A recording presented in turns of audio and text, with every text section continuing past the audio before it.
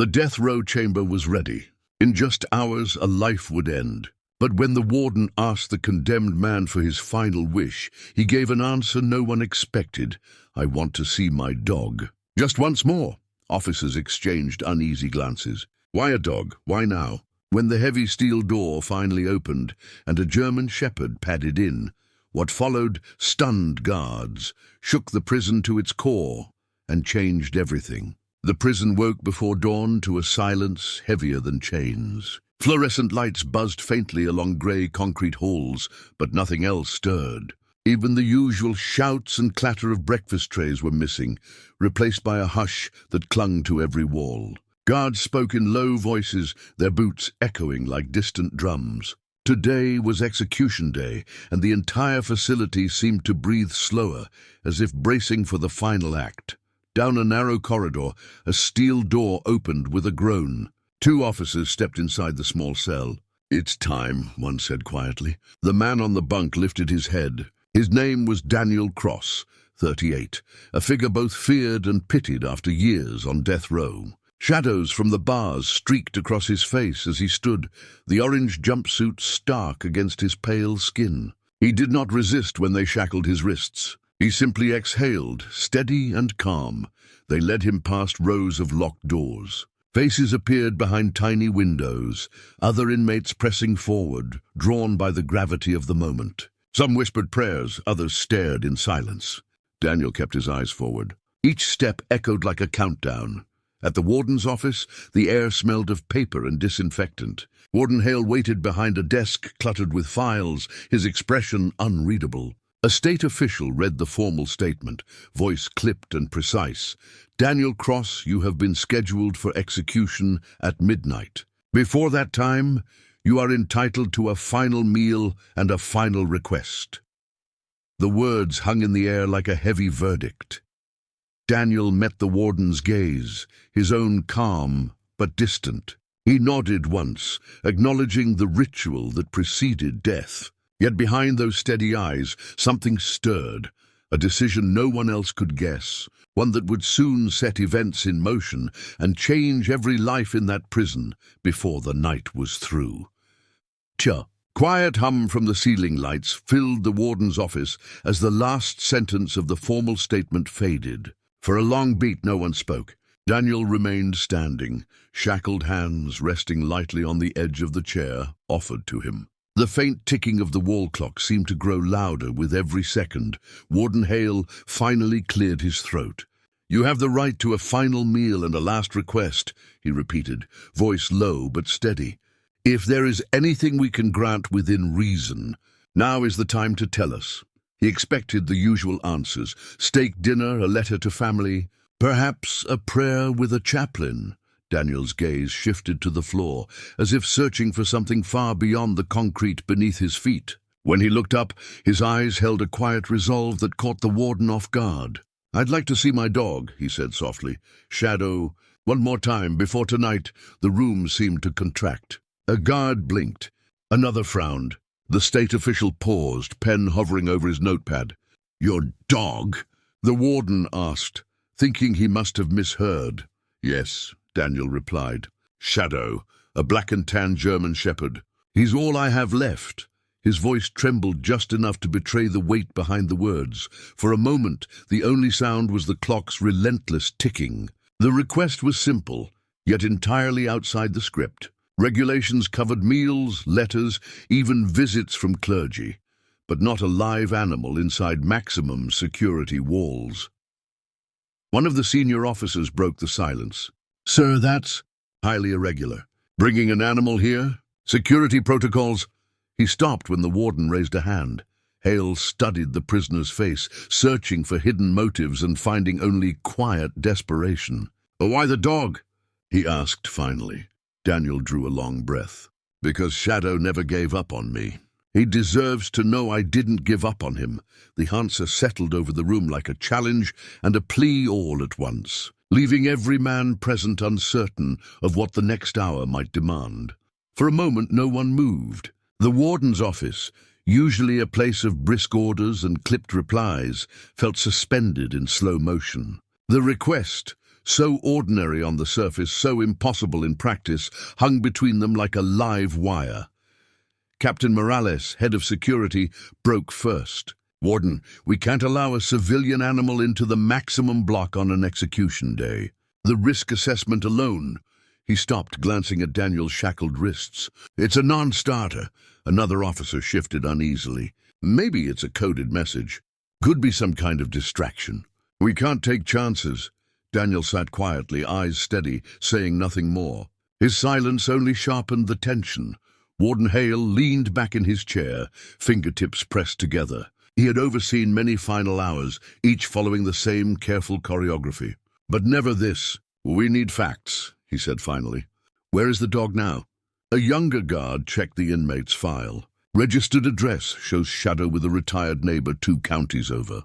Healthy, licensed. No security flags. The state official adjusted his glasses.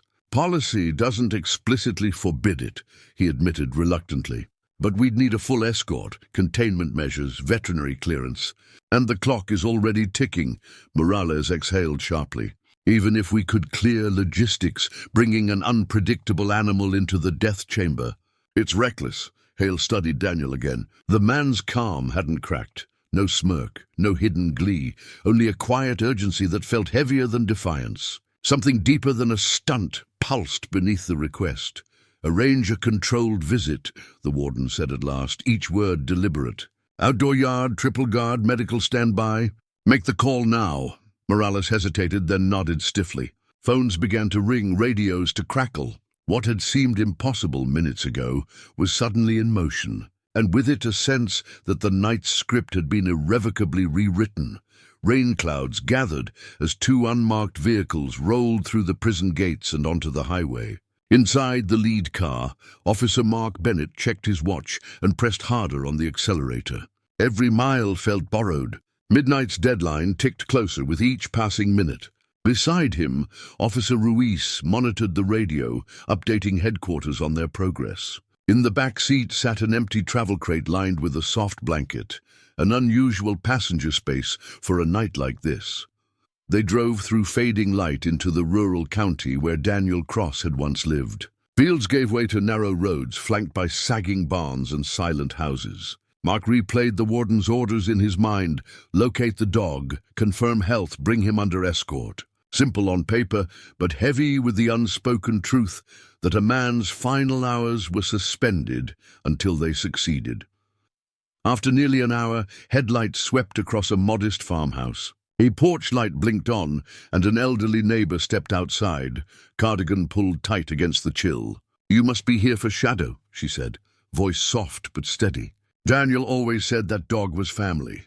She led them around back, where a black and tan German shepherd bounded toward the gate, tail high and ears sharp, as if sensing the urgency in the night air. Shadow approached the officers without fear, nose twitching, eyes bright. Mark knelt, letting the dog sniff his glove before clipping on a secure harness.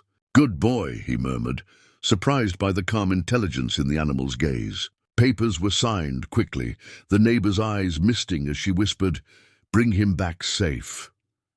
As they turned the car toward the prison, Shadow settled silently in the crate, watchful and alert. Behind them, the farmhouse light faded to a distant speck. Ahead lay a high-security compound and a man counting his last hours, unaware that the faithful heart he longed to see was racing through the night to meet him.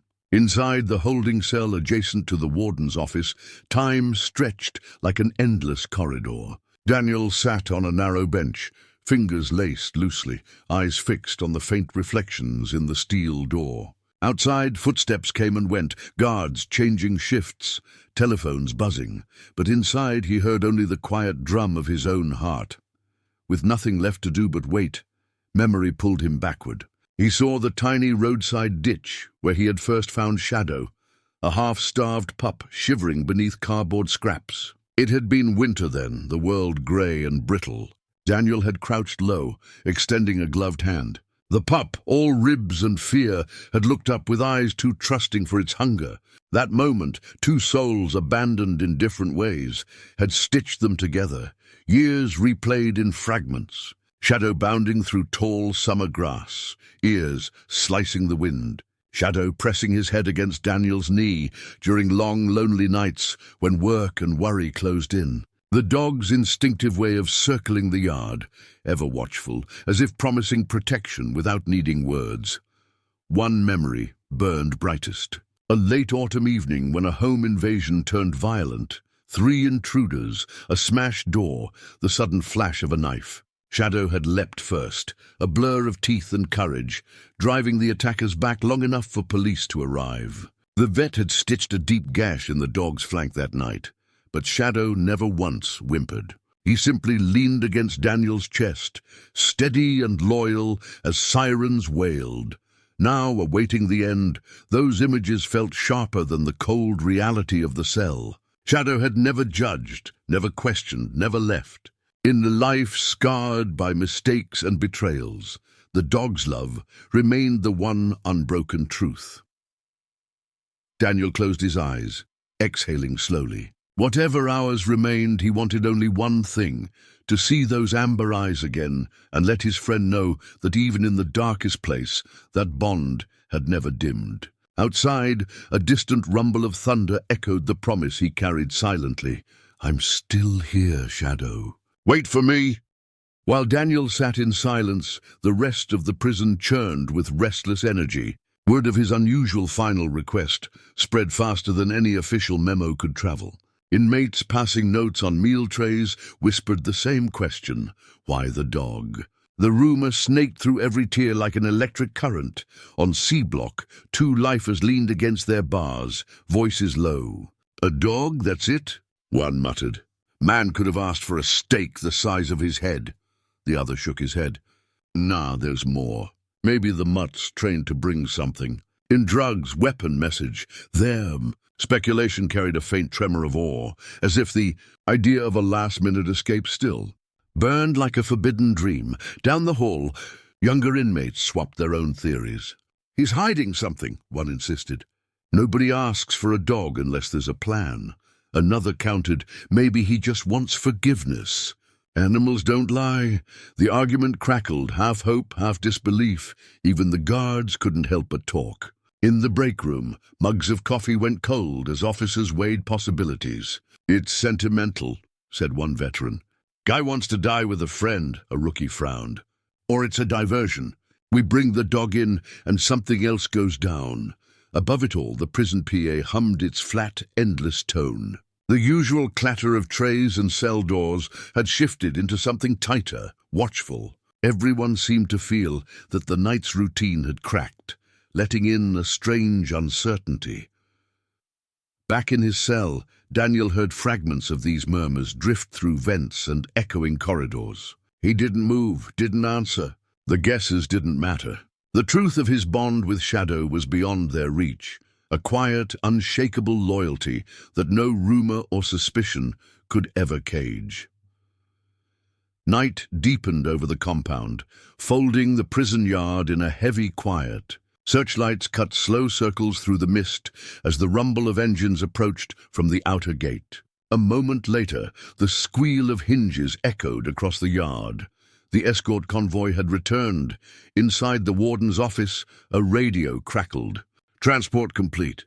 The animal is secured." Warden Hale exhaled, a breath he hadn't realized he was holding.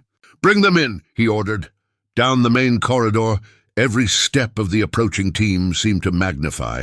Boots clicked against concrete, then a new sound joined in. Soft, measured pads and the faint jingle of a metal tag. Guards lining the hallway exchanged glances, uneasy yet curious. They had seen prisoners moved, dignitaries escorted, but never this. The door to the visitation yard opened with a metallic groan. Shadow entered first, flanked by Officer Mark Bennett and the veterinary handler. The black and tan German shepherd moved with quiet confidence, tail held low but wagging faintly, eyes scanning until they locked on one figure, Daniel. For a heartbeat, the man and the dog simply stared at each other, the world narrowing to that single line of sight. Then Shadow broke into a sudden sprint, claws skimming the concrete. The leash slipped from Mark's glove as the dog lunged forward with a joyful bark that shattered the tense silence. Daniel dropped to his knees, shackles clinking. Shadow collided with him in a rush of fur and warmth, pressing his head hard against Daniel's chest, whining with something like relief. The hardened walls of the prison seemed to soften as guards looked away or cleared their throats. Daniel buried his face in Shadow's thick coat, eyes squeezed shut. "Good boy," he whispered, voice cracking. For the first time in years, his heart felt alive. Around them, the night held its breath, as if acknowledging that this reunion carried a weight no sentence could define. For several long moments, nothing existed but the sound of Shadow's soft whimpers and Daniel's quiet breaths. Guards kept a respectful distance, some lowering their eyes as if intruding on a sacred exchange. The night air felt warmer, almost gentle inside the secure yard. Then, without warning, Shadow's body stiffened. His ears shot forward, muscles tightening beneath his glossy coat. A sharp bark tore through the silence, startling even the seasoned officers. He pivoted, sniffing rapidly, and pressed his nose against Daniel's chest with urgent force. Daniel leaned back in surprise. "What is it, boy?" he murmured.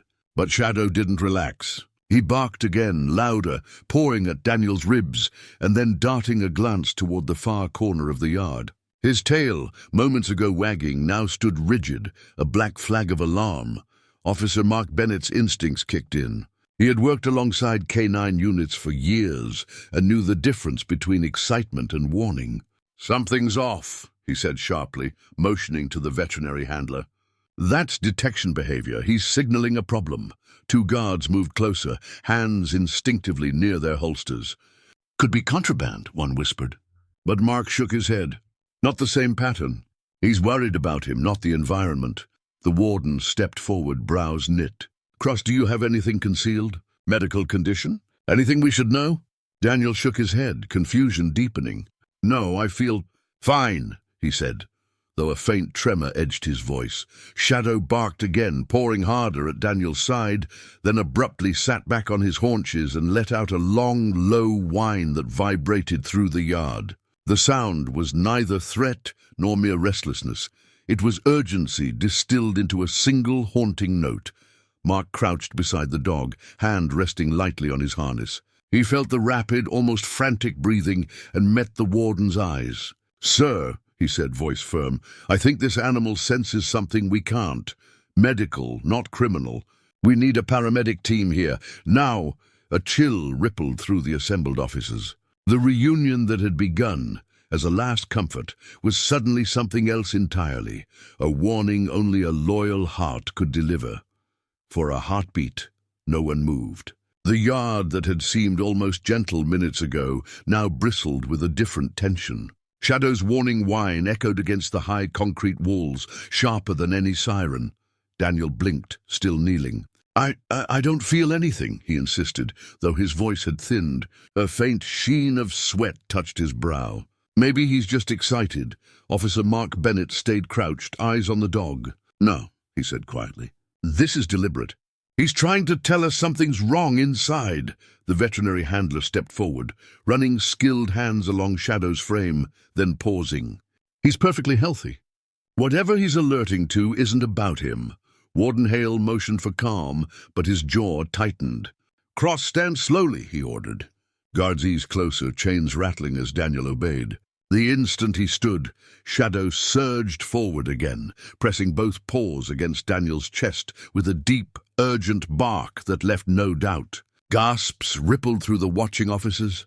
Daniel swayed, catching himself on the handler's shoulder. "I'm fine," he repeated, but a tremor flickered through his knees. Mark's hand shot out to steady him. "Call the infirmary," Mark said sharply. "Full medical team now."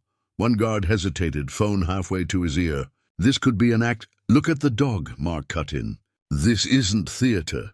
Shadow circled Daniel in a tight, anxious pattern, nose rising as if searching for an invisible source of danger. His eyes never left his master, a silent plea burning in their amber depths. Above them the searchlight swept on, indifferent. But inside the yard time felt stretched and brittle.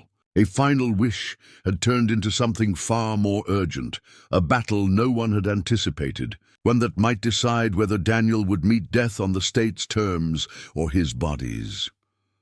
The double doors to the yard burst open with a metallic clang as two prison medics rushed in, bags swinging against their shoulders. A guard trailed them carrying a portable monitor, its screen already glowing. The air smelled of damp concrete and sudden urgency. "Step back," one medic ordered, kneeling beside Daniel.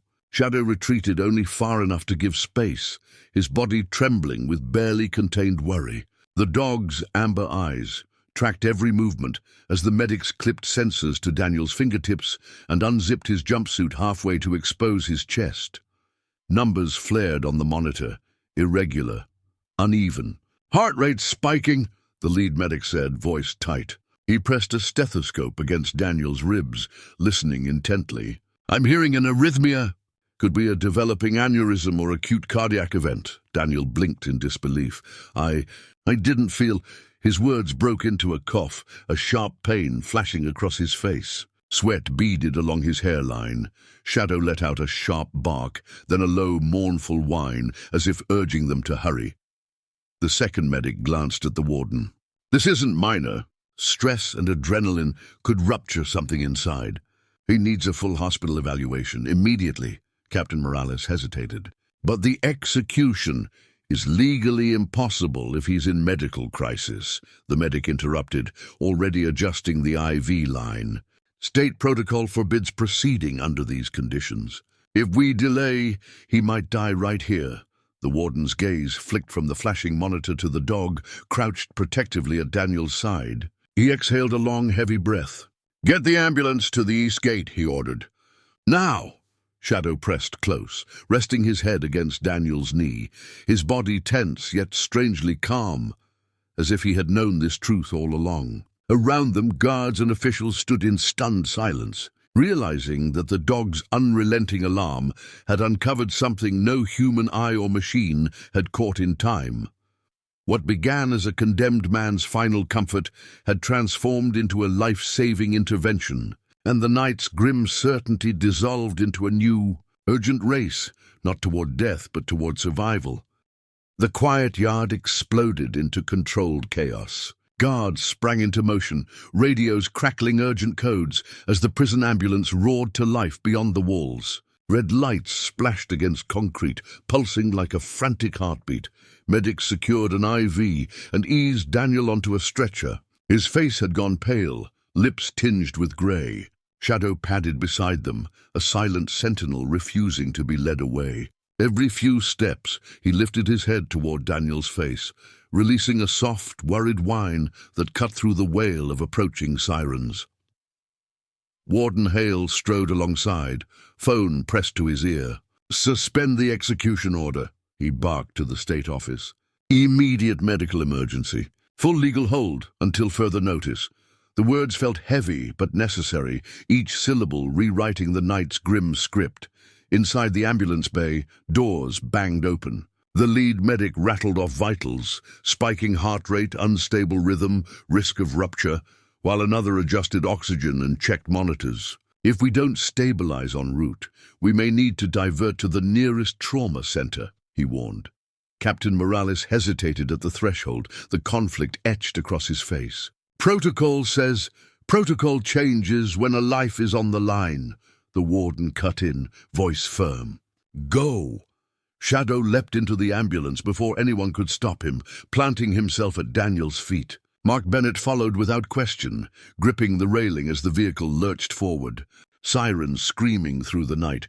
Through the back window, the prison's high floodlights receded into darkness. Daniel's eyes fluttered open long enough to rest on Shadow's familiar shape. "Good boy," he whispered, barely audible over the engine's roar. Mark met the dog's steady gaze and understood. Without this animal's unrelenting warning, Daniel's life would have ended long before any scheduled hour. The race was no longer toward an execution chamber, but toward a chance at survival, and a future no one inside those walls had dared to imagine. Back inside the prison's administrative wing, the warden's office had become a command center. Phones blared, printers spat urgent memos, and the state seal on the wall seemed to loom heavier with each passing minute. Warden Hale stood at the center of it all, sleeves rolled, eyes fixed on the glowing phone line that connected directly to the governor's night desk. "Status?" a deputy asked, holding a clipboard streaked with fresh ink. "Ambulance en route to St. Mary's Trauma," Hale replied without looking up. "Doctors will confirm condition on arrival. Until then, everything stops." The deputy hesitated. "Execution law requires—" "I know the law!" Hale interrupted, voice cutting through the room like a blade. "And it also requires a competent, conscious inmate. If he's in critical condition, we can't proceed. Period." The governor's aide finally came on the line, voice tight with late-night urgency. "Warden Hale, explain this delay.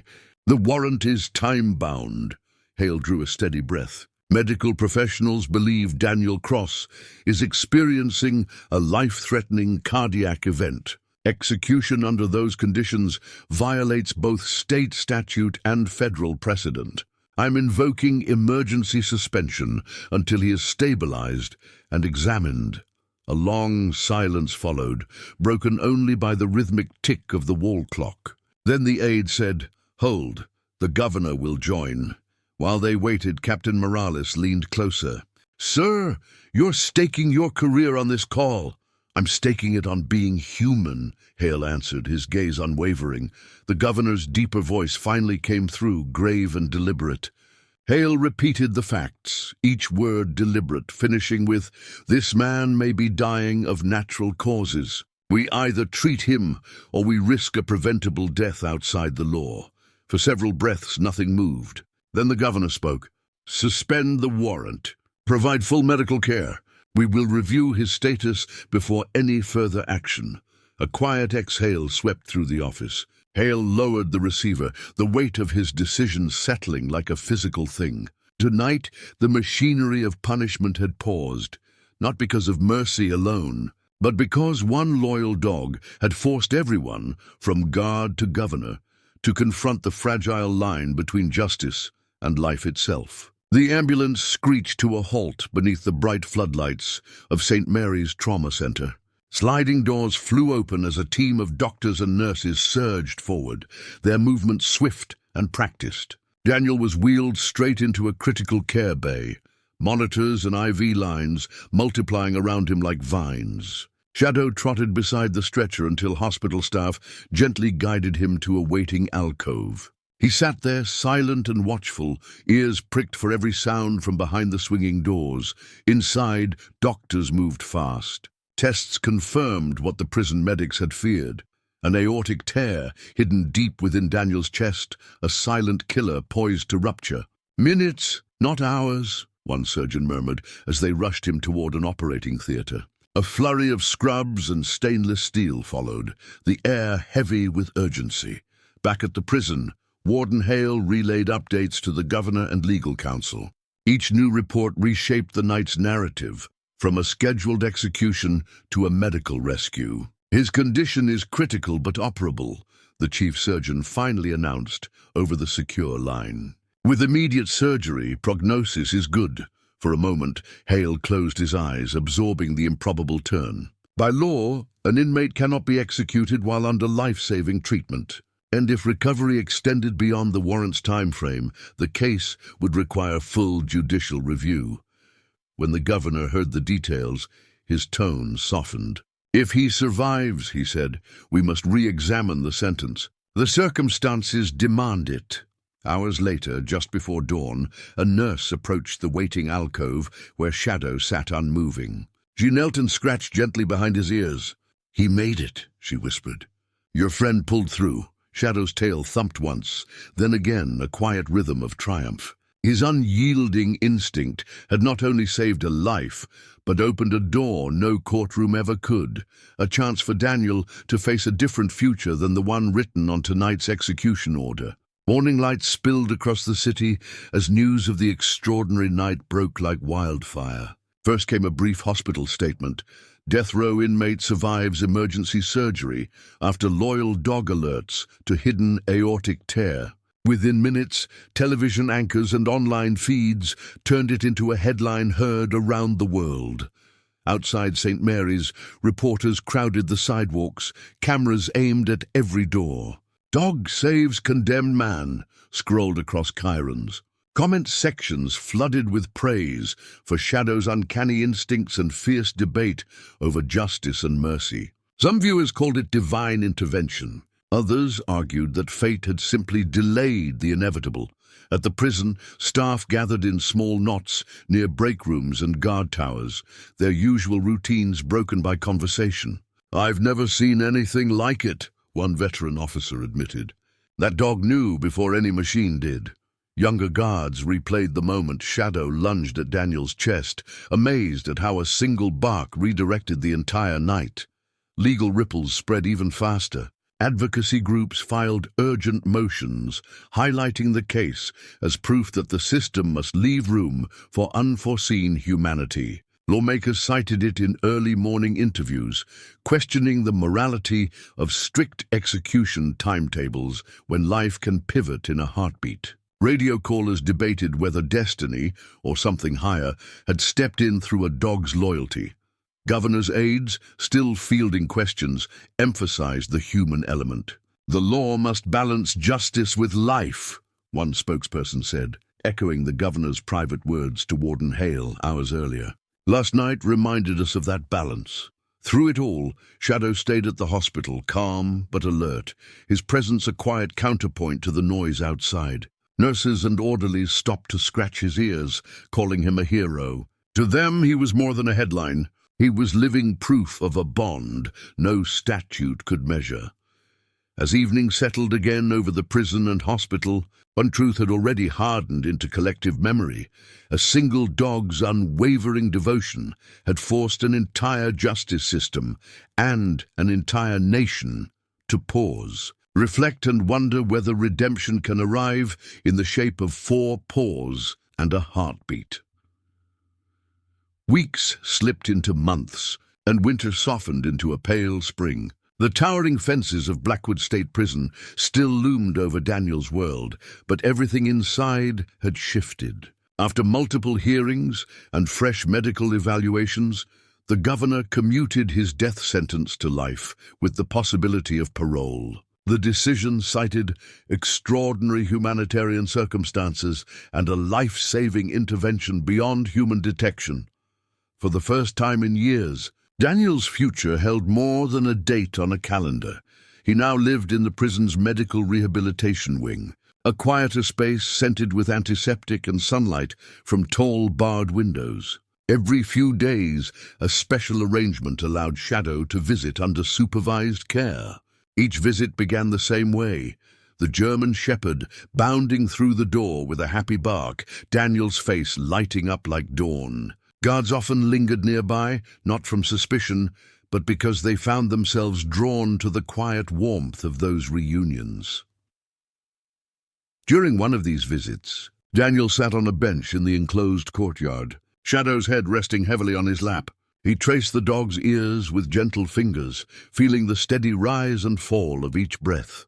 "You saved me twice," he whispered, once from the violence of his past, and again from a silent death no doctor had foreseen. Shadow answered with a soft whine and a nudge closer, as if to say the promise was mutual. Outside the walls, the story continued to inspire.